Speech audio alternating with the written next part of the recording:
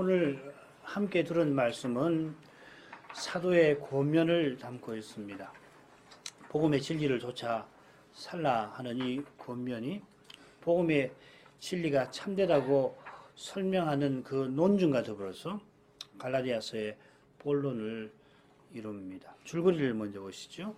5장 13절부터 15절이 이 권면의 부분에 머리말이 되는데, 자유로 육체의 기회를 삼지 말고 서로 사랑으로 종노릇하라 하는 겁니다. 그리고 5장 16절부터 23절까지 성신을 좇아 행하고 육체의 일들을 추구하지 말아라. 그래서 육체의 일들과 성신의 열매가 대조되어 있죠. 그리고 5장 24절부터 25절까지 왜 그랬냐면은 그리스도의 사람들은 십자가에 그 육체와 정을 못 박아버렸기 때문에 그렇습니다. 그리고 5장 26절부터 6장 5절까지는 헛된 영광을 구하지 말고 그리스도의 법을 성취하여라. 그리고 맺은말 6장 10절부터 10절까지인데 말씀 안에서 선을 행하라 하는 겁니다. 이미 알고 계십니다마는 이 단락에 성신 육체가 자주 나오는데 성신이 9번 나옵니다. 갈라디아서 6장 1절에 해석 여하에 따라서 10번도 될 수 있습니다. 반면에 성신과 대조되는 육체도 8번이나 나옵니다. 두 낱말이 나오는 횟수도 많고 또한 5단락에 고루 나오는 점에서 사도가 전하는 권면의 핵심이 성신으로 행하고 육체를 두지 말라 하는 것임을 분명히 알 수 있습니다. 아울러 이 핵심 권면이 머릿말에 나온 자유와 종노릇과 붙어 있을 겁니다. 믿어 성신을 받은 신자는 하나님의 아들들이 되어서 우상 섬기는 종노릇에서 벗어났습니다. 하나님이 우리를 종살이 하던 데서 벗어나도록, 그러니까 자유를 위하여 부르셨습니다. 이 자유는 사랑으로 서로 종노릇하는 것입니다. 서로 종삼으려고 물고 먹는 것, 자기를 높이려고 헛된 영광을 구하며 서로 화를 나게 돋구고 서로 시기하는 것, 이것은 실은 믿기 전에 종살이 하던 것과 별반 다를 게 없습니다. 사랑으로 서로 종노릇하는 이 자유는 그리스도의 법을 성취하는 겁니다. 그리스도의 법을 성취하는 길은 성신의 인도를 받는 거고, 성신의 인도를 받는 자는 율법 아래에 있지 아니합니다. 율법은 물론이고 성신의 열매를 맺는 삶을 금지하는 법, 율법은, 그런 법은 없습니다. 참된 자유는 율법의 정신을 이루는 것이고 율법의 정신은 그리스도의 법입니다. 이 율법을 성취하는 사람이 선을 행하는 것입니다. 마지막 단락은 처음과 끝에 선이 나옵니다. 착함, 선. 말씀 전하는 자와 함께 모든 좋은 것을 함께하는 사람은 선을 행하되 낙심치 아니하고 모든 일에 착한 일, 선을 행하고 특별히 믿음의 가정들에게 선을 행합니다. 낙심치 않고 선을 끝까지 행하는 사람이 성신의 밭에 심어 성신으로부터 영생을 거둡니다. 장차 심판대에서 선을 행하는 사람, 그리스도의 법을 성취하는 사람이 약속하신 영생을 받습니다. 지금 그리스도의 법을 좇는 사람은 성신으로 믿음을 좇아 의의 소망을 기다리는 사람입니다. 영생에 이르는 사람은 지금 그리스도 예수의 사람이고 그는 육체와 함께 그 정과 욕심을 십자가에 못 박은 사람입니다. 그의 육체가 십자가에 못 박혀 죽은 사람입니다. 십자가에 달리신 그리스도를 믿어 성신을 받아 성신으로 사는 사람입니다. 성신으로 사는 사람은 성신으로 행해야 마땅하고 육체를 좇지 아니합니다. 육체를 좇아 행한 육체의 일은 성신을 좇아 맺는 성신의 열매와 근본적으로 다른데 어떻게 다른가? 사람이 행하는 일과 성신이 맺는 열매라 하는 점에서 그러합니다. 13절부터 15절을 읽습니다. 형제들아, 너희가 자유를 위하여 부르심을 입었으나 그러나 그 자유로 육체의 기회를 삼지 말고 오직 사랑으로 서로 종노릇하라. 온 율법은 내 이웃 사랑하기를 내 몸 같이 하라 하신 한 말씀에 이루었나니 만일 서로 물고 먹으면 피차 멸망할까 조심하라.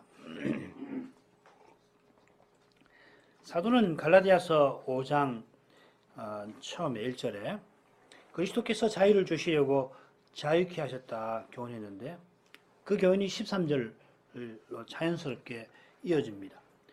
그처럼 우리가 지난 시간에 살핀 것처럼 그 사이에 2절부터 12절에서 사도가 거짓 선생의 주제를 다루면서 그리스도 예수 안에서 할례나 무할례가 아무 효력 없고 오직 사랑으로서 역사하는 믿음뿐이라 하였는데 여기서도 오직 사랑으로 서로 종노릇하라고 교훈합니다. 그러니까 거짓 선생의 문제를 다루는 것하고 지금 고민하는 내용이 자연스럽게 이어지죠. 방금 읽은 말씀과 일치하게 사랑으로 종노릇하는 바로 그것이 주님이 주신 자유를 발휘하는 겁니다. 바로 여기에 갈라디아 교회의 문제를 해결하는 길이 있는 겁니다. 자유를 위하여 부르심을 입었다 해도 좋습니다만은 자유로 영어로 하면 to입니다. 그러니까 자유에 이르도록 부르심을 입었다 이렇게 되어 있습니다.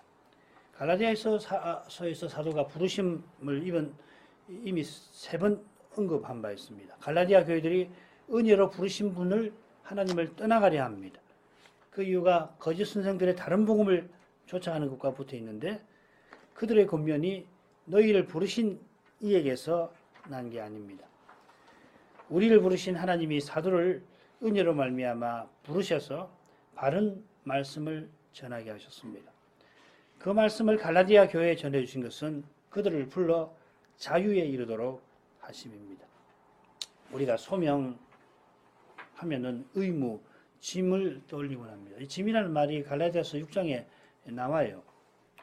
주님도 말씀하셨고 하나님이 우리를 종살이 하던 데서 불러내신 그 점을 그러나 잊어서는 안 될 겁니다. 종살이 할 때 지던 짐하고 지금 우리가 지는 짐하고는 뭐 종류도 다르고 여러 면에서 근본적으로 다릅니다. 우리가 전에 죄의 종이었습니다. 어쩔 수 없는 종노릇이죠. 타락했으니까. 그러나 동시에 죄를 기꺼이 섬기는 종노릇입니다. 예. 죄인이니까 죄를 지을 수밖에 없다. 필연이다 그러지만은 그런 의미 아닙니다. 우리가 원해서 죄를 짓는 겁니다. 스스로 무엇을 이루려 하고 무엇이 되려 하며 하나님을 스스로 등지고 그 뜻을 거슬러 행하였습니다. 우리의 본성이 철저히 죄로 물들어 있었습니다. 스스로는 도무지 죄로부터 벗어나지 못했습니다. 오직 은혜로 하나님이 불러내셨습니다. 하나님에게로 부르셨습니다. 물론 하나님을 향하도록 부르신 것입니다. 하나님을 가까이 하도록 부르셨습니다. 자존하시는 하나님을 향할수록 의존하는 우리는 자유롭게 됩니다. 마치 물고기가 물에서 자유로운 것처럼 하나님 안에서 인생은 자유롭습니다. 죄와 사망으로부터 자유로울 뿐만 아니라 우리를 지원받은 목적을 자유롭게 이루게 됩니다. 이 목적을 이루는 것이 우리의 짐이라고 할 수 있는데 그 짐은 지기 힘든 무거운 게 아니라 기꺼이 질 만한 가벼운 것입니다. 즐거운 것입니다.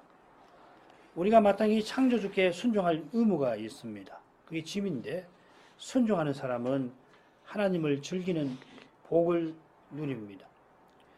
하나님을 즐기는 복이 오직 사랑으로 서로 종노릇하는 것과 붙어 있습니다. 삼위 하나님은 사랑 안에서 서로를 주십니다. 성신 안에서 아버지는 아들의 아버지로 아들도 아버지의 아들로 성신은 하나님의 아버지의 신, 아들의 신으로 계십니다. 성부, 성자, 성신 하나님이시니까 자존하시는 분이신데 이 하나님이 서로 기꺼이 매이십니다. 다른 유격에 아버지는 아들의 아버지로 계시려고 자기 전부를 아들에게 주십니다. 아들은 아버지께 온전히 순종하십니다. 성신은 그리스도의 것으로 그리스도의 영광을 드러내셔서 아버지의 뜻에 순종하십니다. 삼위의 영광의 광채가 우리에게 비추어서 우리가 사랑으로 서로 섬기는 것입니다. 우리가 거룩한 사랑으로 하나 될 때에 아버지와 그리스도께서 함께 하시는 성도의 교제답게 됩니다. 우리 눈에는 물론 사람만 보입니다만은 우리 가운데 하나님의 영광이 이렇게 나타나는 겁니다. 그 영광을 보고 우리가 우리와 함께 하시는 하나님께 찬송하는 겁니다. 이 영광을 바라며 그리스도 이름으로 기도합니다. 여기에 하나님을 즐거워하는 복이 주어집니다. 이 복을 누리려면은 주님이 주신 자유로 육체의 기회를 삼지 말아야 합니다. 그 이유가 15절에 잘 드러납니다. 내용을 보면 자유로 육체의 기회를 삼지 말라.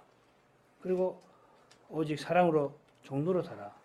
율법은 모든 율법은 이웃 사랑하라 하신 거기에 이루어졌다. 이루었다. 그리고 서로 물고 먹으면 피차 망할까 조심하라. 육체로 향하는 것이 물고 먹는 맹수의 이미지로 묘사되어 있습니다. 이 맹수가 다니엘의 꿈에서 세상 제국을 상징했던 것을 잘 아실 겁니다. 바벨론, 또 헬라, 그리고 페르시아, 로마 다 맹수들로 아주 기괴한 맹수들이죠. 맹수 같은 세상 나라와 달리 하나님의 나라는 인자 같은 분이 세우십니다. 하나님이 사람을 하나님의 형상을 조차 지으셨는데 하나님의 그 형상이신 아들이 사람이 되셔서 하나님 나라를 세우십니다. 하나님 나라는 방금 살핀 대로 삼위의 영광의 광채가 나타나서 사랑 가운데 하나 되는 나라입니다. 반면에 육체로 행하는 세상 나라는 서로 미워하여 서로 죽이려 하고 함께 망하는 나라입니다. 자유로 육체의 길을 삼는 일을 금하는 것은 삼위의 영광의 광채가 드러나야 할 교회에 사람의 영광의 누추함이 드러날 위험이 늘 있어서 금하는 겁니다. 이 주제는 다음 단락에서 우리가 자세히 다룰 것입니다. 그러나 죄의 심각함과 그 두려움을 늘 기억해야 합니다. 어떤 주제를 다루든지 어떤 현실을 대하든지 우리가 말씀을 배우든지 교회 회의를 하든지 서로 개인적으로 대화하든지 우리는 죄를 제쳐놓지 말아야 합니다. 만일 그렇게 한다면 하나님의 은혜와 함께 가장 중요한 용인을 놓치는 겁니다. 죄를 보지 아니하면은 지나친 낙관에 빠질 겁니다. 죄가 드러나지 않으면은 천국 같으죠. 뭐든지 잘 될 것 같으죠. 물론 은혜를 놓치면 헤어날 수 없는 절망에 떨어질 것입니다.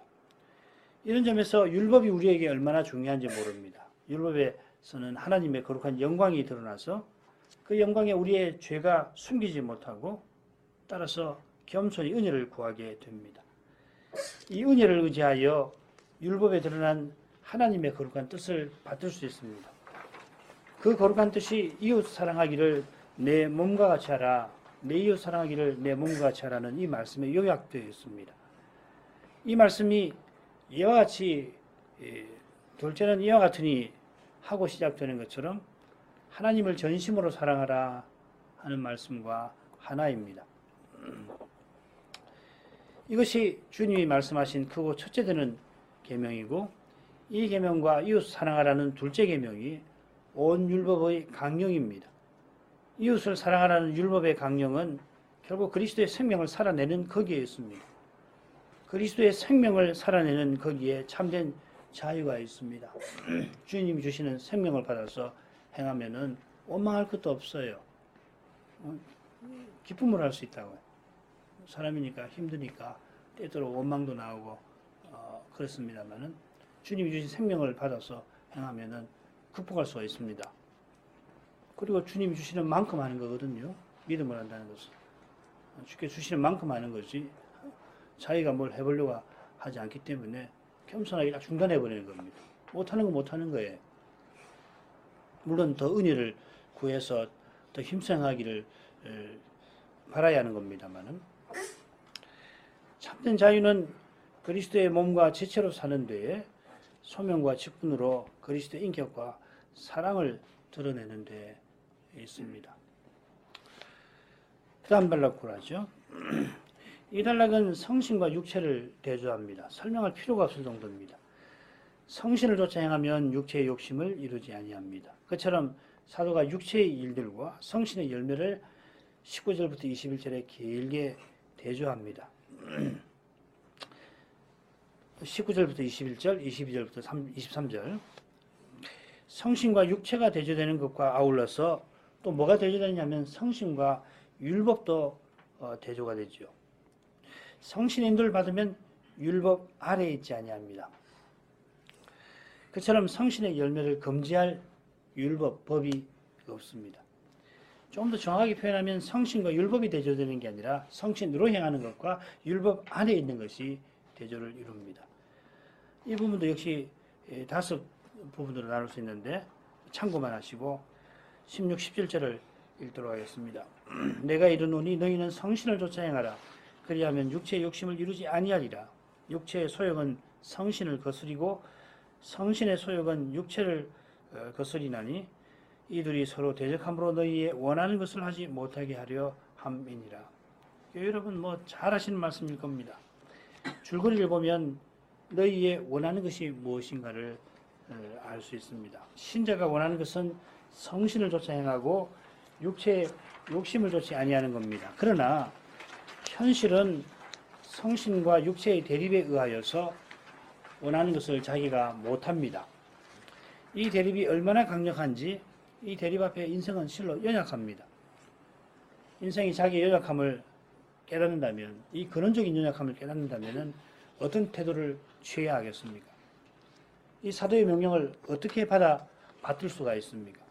성신을 좇아 행하라 명령할 때 사도는 우리에게 어떤 태도를 권하는 겁니까? 너희 스스로 한번 해봐라 하는 겁니까?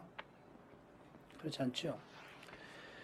성신을 좇아 행하라 그리하면 육체의 욕심을 이루지 아니하리라 하는 말씀은 바로 앞에 자기로 육체의 기회를 삼지 말고 사랑으로 서로 종로로 살아 하는 권면과 딱 붙어 있습니다. 주님이 주신 자유로 율법의 정신을 이루어서 하나님 영광을 드러내려면 성신을 좇아 행해야 합니다. 바꿔 말씀드리면 성신을 좇아 행하는 것은 서로 사랑하는 데 있습니다. 성신의 인도를 받는다고 했는데 그리스도적인 사랑은 전혀 없다고 한다면 이건 말이 안 되는 이야기죠.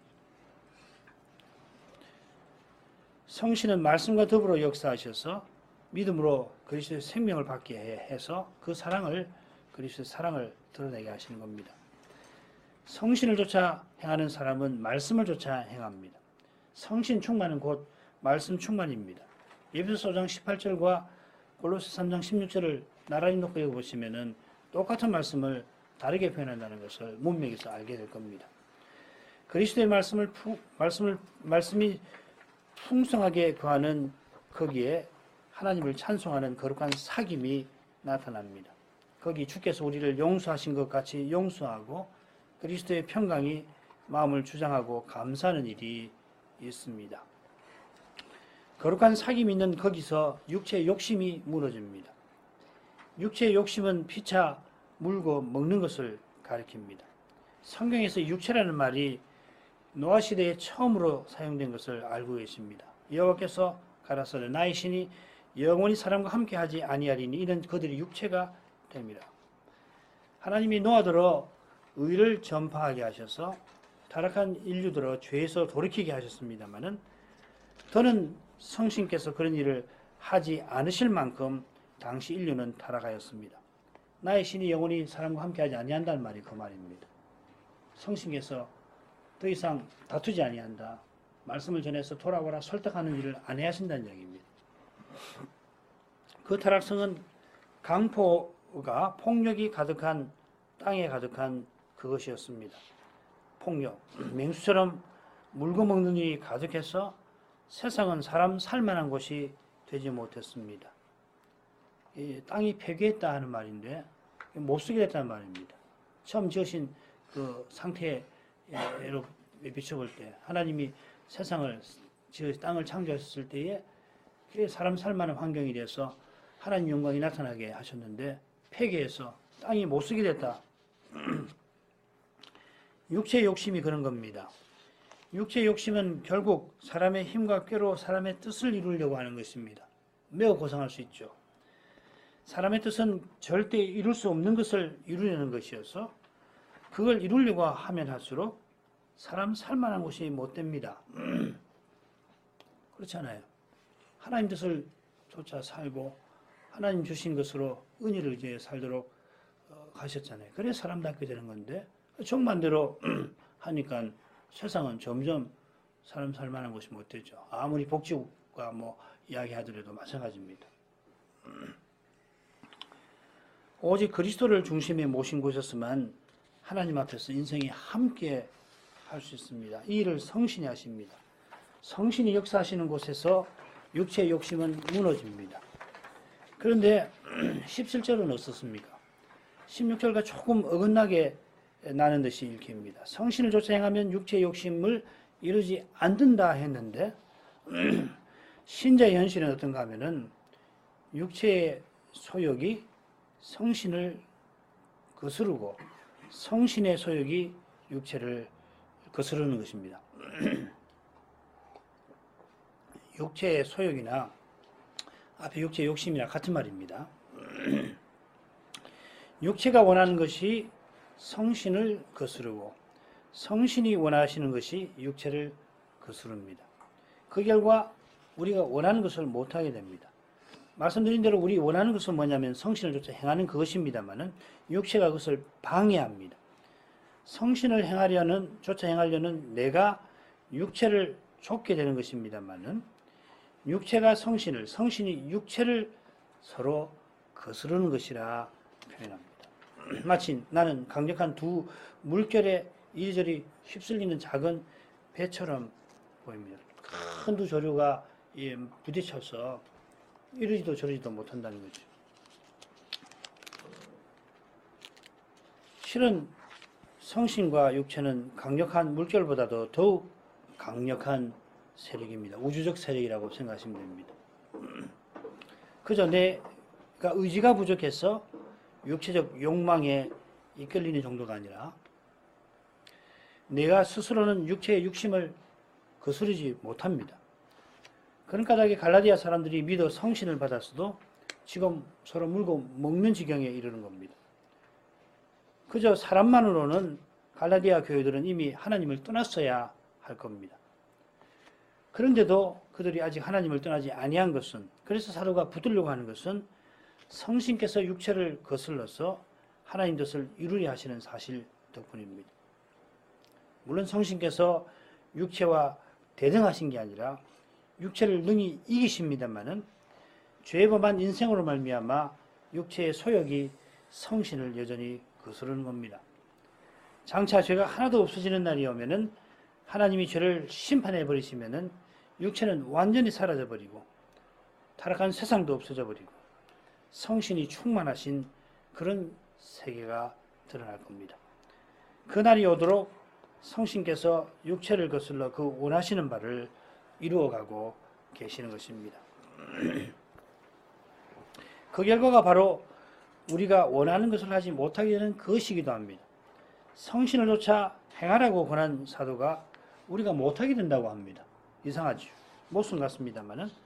그러나 평범한 우리의 현실은 과연 성신을 쫓아 행하려 하지만 육체로 행하는 일이 실로 많습니다. 로마서 7장 후반부에서 사도가 이 주제를 다룬 것입니다. 내가 마음으로는 하나님의 법을 즐거워하지만은 육체로는 죄의 법을 섬깁니다. 그러나 바로 이 고백을 사도는 예수 그리스도로 말미암아 하나님께 감사하리로다 하면서 내가 마음으로는 하나님의 법을 섬기지만 육체로는 죄의 법을 섬깁니다. 마음으로는 하나님의 법을 즐거워하지만은 육체로는 죄의 법을 섬긴다. 감사의 맥락에서 이 고백을 하는 겁니다. 비록 육체로는 죄의 법을 섬기긴 하지만은 마음으로는 하나님의 법을 즐거워하는 그 사실이 오직 은혜에 속하는 까닭입니다. 그처럼 나는 원하는 그것을 하지 못합니다마는 성신은 그런 내게서 성신의 열매를 친히 맺으십니다. 나는 못해요. 그러나 성신은 하십니다. 내가 하려고 한다면은 결국 육체의 일들을 행할 뿐입니다마는 내가 스스로 하지 못한다는 것을 고백하고 하나님께 의지하면은 성신이 친히 열매를 맺어주시는 겁니다.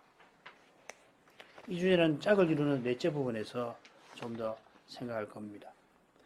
18절에 있습니다. 너희가 만일 성신의 인도하시는 바가 되면 율법 아래 있지 아니하니라. 이번에는 사도가 성신과 율법을 좀 더 정확하게는 성신의 인도받는 것과 율법 아래 있는 것을 대조합니다. 율법 아래에 있는 것이 어떤 것인가? 갈라디아 2장 3장에서 여러 번 살폈습니다. 율법 아래에 있다는 것은 본래는 율법을 지킬 의무를 진다 하는 뜻이고, 율법 아래에 있는 사람도 본래는 유대인을 가리킵니다. 되게 그렇습니다.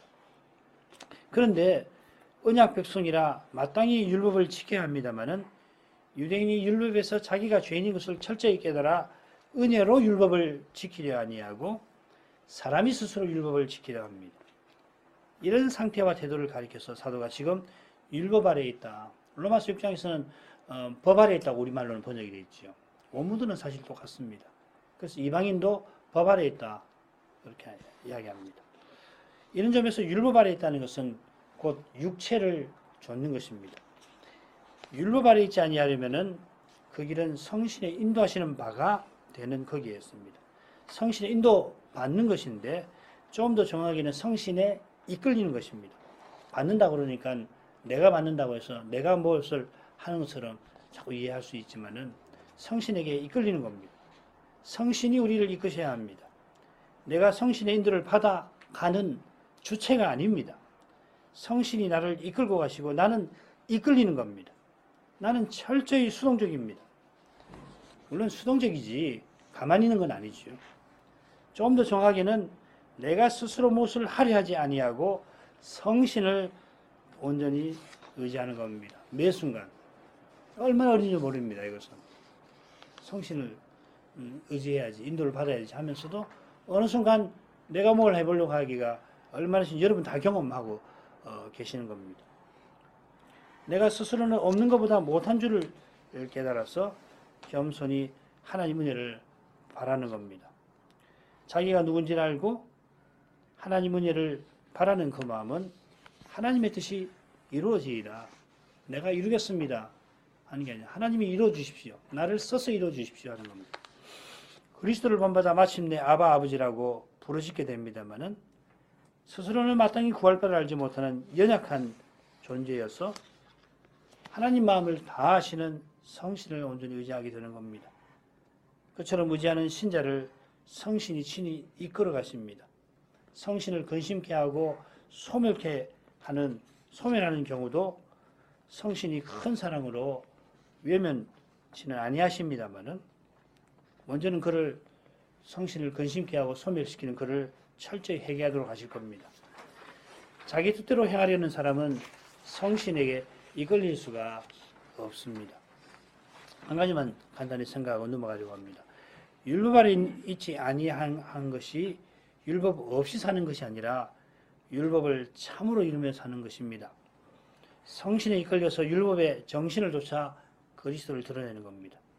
바로 이 목적을 위해서 성신이 우리 안에 계실 것이다. 주님이 예언하셨습니다. 그가 내 것을 가지고 내 영광을 드러 나타내리니 19절부터 23절 육체의 일은 현저하니 곧 음행과 더러운 것과 호색과 우상 숭배와 술수와 원수 맺는 것과 분쟁과 시기와 분냄과 당 짓는 것과 불리함과 이단과 투기와 술취함과 방탕함과 또 그와 같은 것들이라. 전에 너희에게 경계한 것 같이 경계하노니 이런 일을 하는 자들은 하나님의 나라를 유업으로 받지 못할 것이요 오직 성신의 열매는 사랑과 희락과 화평과 오래 참음과 자비와 양성과 충성과 온유와 절제니 이 같은 것을 금지할 법이 없느니라. 이 말씀을 우리가 제대로 살피려고 든다면 얼마나 많은 시간과 마음을 들여야 할지 모릅니다. 평생에 기회가 닿는 대로 이 말씀을 깨닫고 또 깨달은 만큼 이 말씀을 받들 것입니다. 이번에는 이 말씀의 요즘만 간단히 살필 겁니다. 첫째로 육체의 일들과 성신의 열매가 대조되어 있습니다. 육체와 성신의 대조만큼 일들과 열매의 대조도 선명하게 나타납니다. 육체와 성신의 대조는 살폈으니까 육체의 일들과 성신의 열매의 대조를 생각할 겁니다. 이 대조를 통하여 사도는 육체의 성격을 잘 드러냅니다. 육체의 일들은 사람이 스스로 무엇을 행하여 이룩한 결과들을 가리킵니다. 반면에 성신의 열매는 성신이 은혜로 우리 안에 이루시는 결과입니다. 육체의 일들이 육체인 사람이 스스로 내놓는 것입니다만은 스스로 이루려 하는 것입니다. 사람이 스스로는 죄와 악분위에서 어쩔 수 없이 내놓는 것입니다.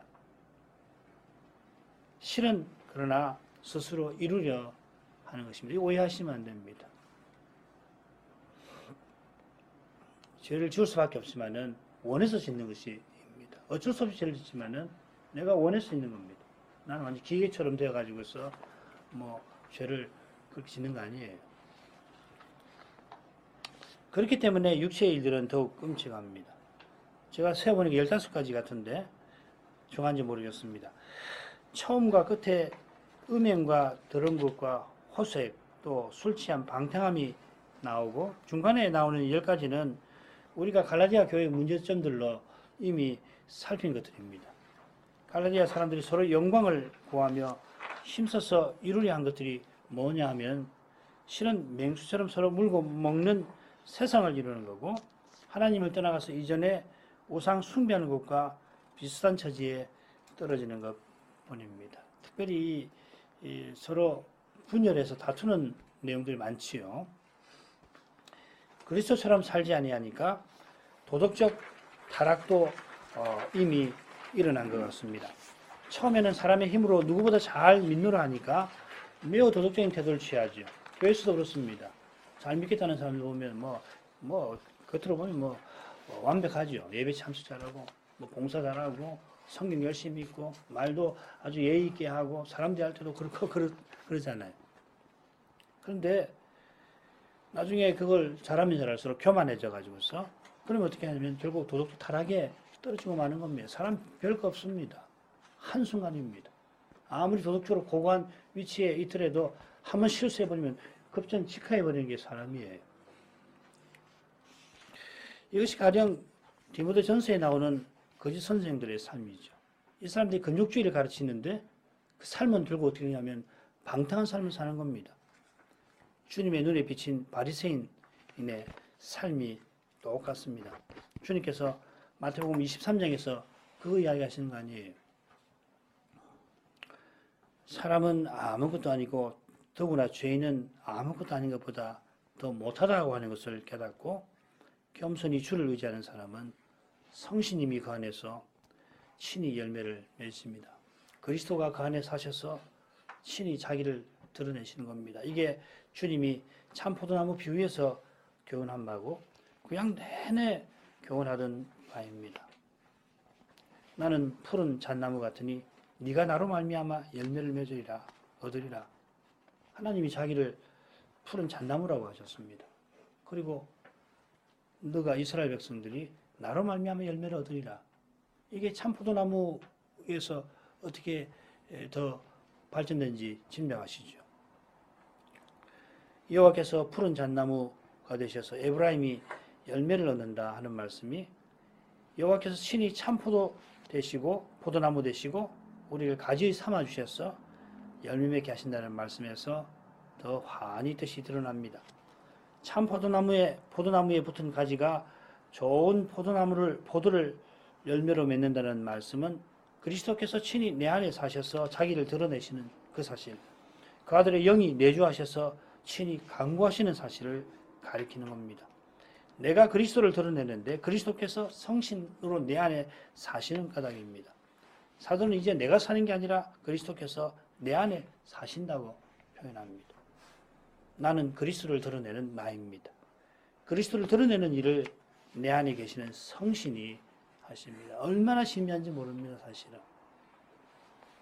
이건 이론으로 논증할 수 있는 게 아닙니다.